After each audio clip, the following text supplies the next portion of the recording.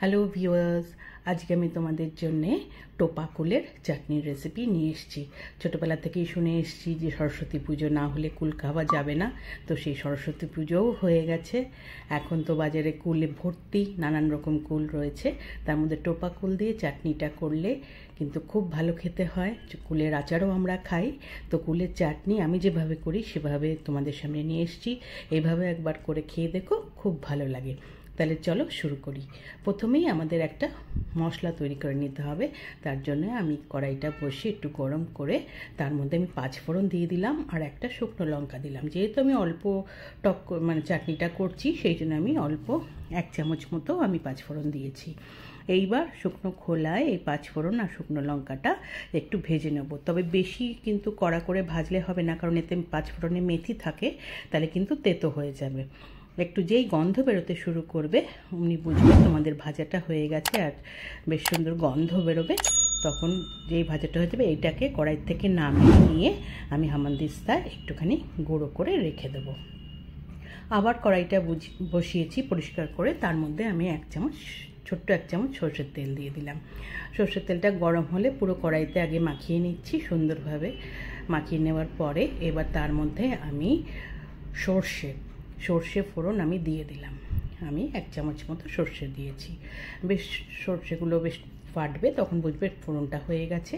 আমি টোপা কুল ভালো করে ধুয়ে পরিষ্কার করে যে ডাঁট থাকে সেটাকে ফেলে দিয়েছি, দিয়ে একটু ফাটিয়ে নিয়েছি হাত দিয়ে। আর আমি চিনির বদলে আজকে আমি সাদা বাতাসা দিয়ে করছি। আমার অনেক সাদা বাতাসা জমে গেছিলো, আমি সেইটা দিয়ে করছি। তোমরা চিনি দিয়েও করতে পারো, আখের গুড় দিয়েও করতে পারো, মিষ্টি দিয়েও করতে পারো। আমি কিন্তু সাদা বাতাসা দিয়ে আজকে করছি। তাহলে প্রথমেই কুলগুলো আগে দিয়ে দিলাম, দিয়ে ভালো করে একটু নাড়াচাড়া করে কিছুক্ষণ একটু ভেজে নেব।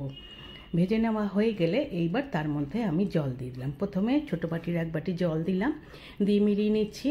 দেখে আমি বুঝতে পারছি আমার আরেকটু জল লাগবে, তাই আমি আর 1 বাটি জল কিন্তু এর মধ্যে দিয়ে দেব।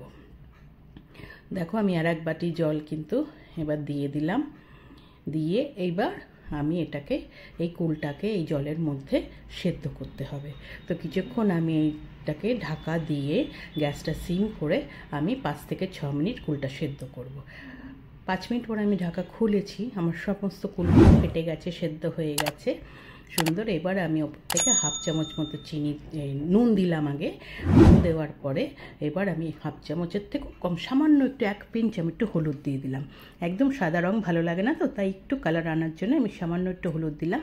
দিয়ে আবার আমি একটু ঢাকা দিয়ে 2 মিনিট হতে দেব।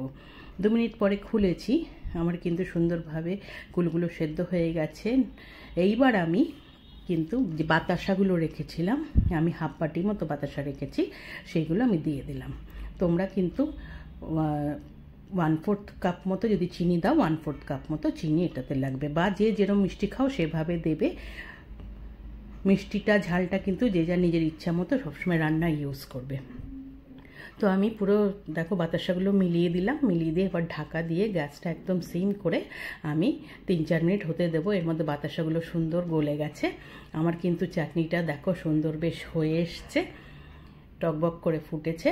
এইবার আমি কি করব, ওপর থেকে একটুখানি আমি ভাজা মশলার গুঁড়ো ছড়িয়ে দিয়ে একটু নাড়িয়ে নিলাম। নিয়ে এইবার আমি বাটিটায় ঢেলে নেব। আমার সার্ভিং বোলের মধ্যে আমি ঢেলে নিলাম। নিয়ে আমি যে ভাজা মশলাটা আরেকটুখানি ওপর দিয়ে এবার ছড়িয়ে দিচ্ছি, দেখতে সুন্দর হওয়ার জন্য, আর বেশ সুন্দর টেস্টও হবে তাই। এইবার দেখো আমার রেডি কুলের টক। আমি এটা দুপুরবেলা খাওয়ার ভাতের সাথে সার্ভ করব। এটা কিন্তু এইভাবে ফ্রিজে রেখে দিলে তোমরা বেশ 1 সপ্তাহ মতো খেতেও পারো। তাহলে এইভাবে একবার করে খেয়ে দেখো, খুব ভালো লাগে এই কুলের চাটনি বা টক যাই বলো। রান্নাটা যদি ভালো লেগে থাকে লাইক করো, কমেন্ট করো, শেয়ার করো। যারা এখন আমার চ্যানেলটা সাবস্ক্রাইব করোনি প্লিজ সাবস্ক্রাইব করে দিও। পাশে থাকা বেল আইকনটা প্রেস করবে, তাহলে আমার তৈরি সমস্ত রান্নার নোটিফিকেশন তোমাদের কাছে পৌঁছে যাবে। আবার নতুন রান্না নিয়ে আসবো। আজকে তাহলে চলি, তোমরা ভালো থেকো, টাটা।